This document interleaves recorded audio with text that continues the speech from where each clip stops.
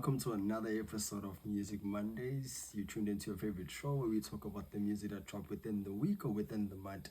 You tuned into your favorite host with the most one dealing for us BC. I go by Sujeng on the streets. Umxhumanisi, first of his name, long may he reign. So today we're going to be discussing I drop out Drake on Damatatu. But I won't focus much on the other two albums specifically okwamanje ngoba angakawalalelisi kahle but engiyithandisile kuona wonke Iceman because ngikhumbuze wonke ama-album engangawalalela Drake from It Thank Me, Thank Me Now, Thank Me Later to Take Care to Views. Like I feel like he carried onke ama-sounds akhe into this project, even though it's not his best project, just like how I said with the Brain Fire's project. It's not his best work, but for me this is what most people were yearning for, him rapping actually on these songs and actually telling a side of his side of the story after what happened in 2024. Right, so I won't focus much on the beef because I didn't make videos at that time about what was happening, so I don't want to be one-sided. So I'm mainly going to focus on this project. So there are songs that I really liked, like Make Them Cry. Make Them Cry is a song that I felt like Drake was very vulnerable on it. Fine, he is vulnerable with the other songs because he speaks about his relationships with other artists and other people like LeBron James. But the song that I really liked was Make Them Cry because he spoke about his father's cancer. Not because I really like it when artists speak about sad stories, but it has been a long time since we heard Drake actually touch into that side of him. He's mainly talking about his fuckboy era, him just gambling and spending money and spending habits basically. So this ngoma, I think we unpack izinto that he was going through. And Ngoma Ngithandile was the last song where he explained that a lot of people are constantly asking and requesting him to be the old Drake, which unfortunately in that song he did explicitly say that he's no longer going to be the same Drake again. Unfortunately, that character or that part of him will never exist again. The innocent Drake has died, and then that song that we always singing, that Iceman, baby, more, that part of the song starts there towards the end of the project. So the songs that I really resonated much with, fine, I like songs like Oshibang, songs like Ran to Atlanta. Those are the hit songs that are going to be hitting up the clubs. But songs that really spoke to me and really gave me things to look out for, because at this point I'm speaking from a point of just listening to the album I think I listened to it twice or three times. I still need to go back and find the hidden jams and listen to the hidden messages, because Drake does a lot of in his writing style. He does put a lot of triple and double entendre, hidden punchlines.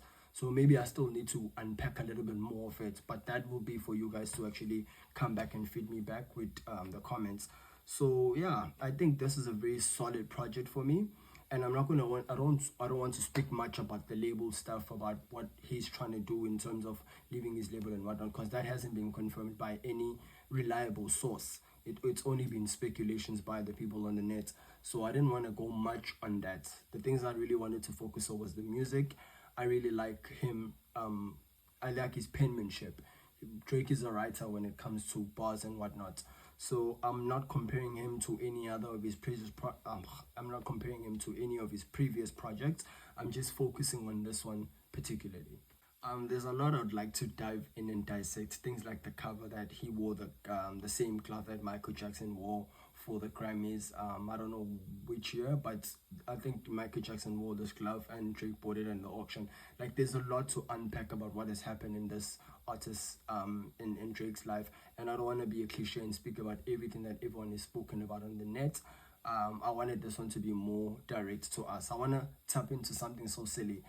There was a trend going on TikTok where people were comparing Drake to Saliwa and Okozani, and that is something that I find very funny and actually intriguing, because I'm the person to jump on a Kozani tape, jam the whole thing, then switch it up and play Drake. Well, I feel like both of them have some sort of like that aura and that vibe of, but like, whenever you play the music, you get in sync with what they're trying to present. And like, yeah, so I grew up listening to hip-hop at a very young age, and Drake was one of the few artists that I actually resonated with and love. Like, a lot of people liked Wayne was not my cup of tea, I won't lie, but when I was introduced to Drake back in 2011, I don't think I ever looked back. And yeah, So for me, I think this project is a solid 10, if not 11 out of 11.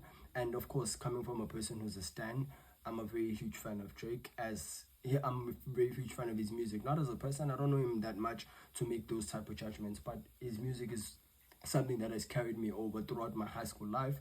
And even now in my adult life, I'm still listening to Drake. I still find things that I can relate to. So if you really fucked with the album, please be sure to check out this full video, and give me your reviews and let me know what y'all think. Maybe I might have missed a few points that you guys would have liked me to unpack about. Maybe on the next video we can focus on that.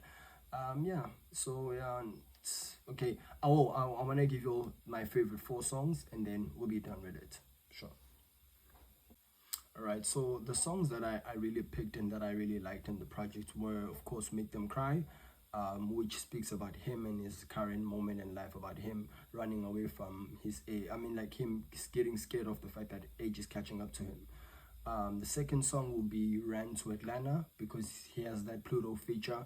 And of course, the ad-libs from Takeoff or Quavo. I'm not too sure exactly who is with the ad-libs, but that song is a banger.